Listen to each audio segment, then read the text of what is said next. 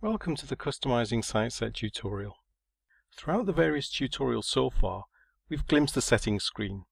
In this video, we're going to look at each control in turn and see what it does, but it's going to be a bit of a whistle-stop tour. The first switch that we come across is the interactive warning setting. We've already seen that in action in the overview video. The place that you are typically going to see warnings is on the site adjustment screen. Because it's very easy to forget to fill in all the fields, when you first start using SightSet, SightSet is going to remind you what to do. However, as you get more familiar with how SightSet works, these warnings can become a little annoying. So this is how to turn them off, as we can see here. The next switch controls the crosshairs that help show you where you are placing shots. So let's quickly have a look. First of all, pick a favorite. Start placing shots.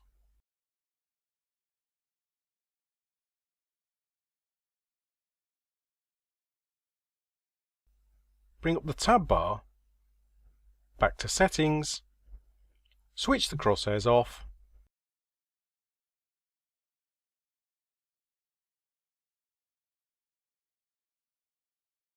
and now when we place shots, no crosshairs. While we are here, do you see that all the calculations of displacement are in inches? What happens if you're more familiar with the metric system? No problem. Flick back to the settings screen and set the shortfall measurements to metric. And there, as you can see, everything is recalculated for us in centimetres. Alternatively, you can have displacements calculated in MOA.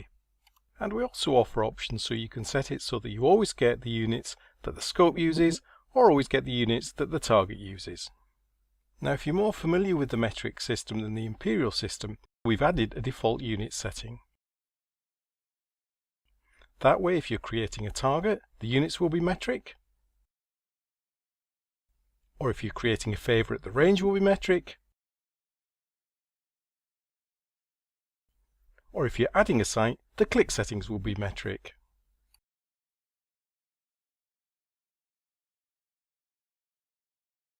The next two controls allow you to filter out which targets will actually be displayed. We provide 93 target definitions from both national and international shooting bodies.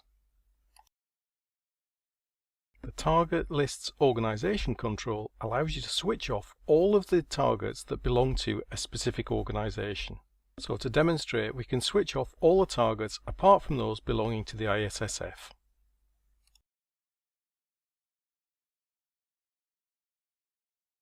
We also classify targets according to shooting discipline.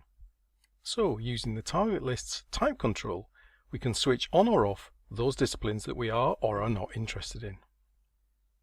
And as you'll see, if we switch everything off except air rifle, we end up with only 3 targets out of the 93, as well as any custom targets that we've defined. The final control gives us information about the target database. This control allows you to update your targets database with new targets as we make them available, and we'll be covering it in detail elsewhere. Essentially, that's the settings screen covered.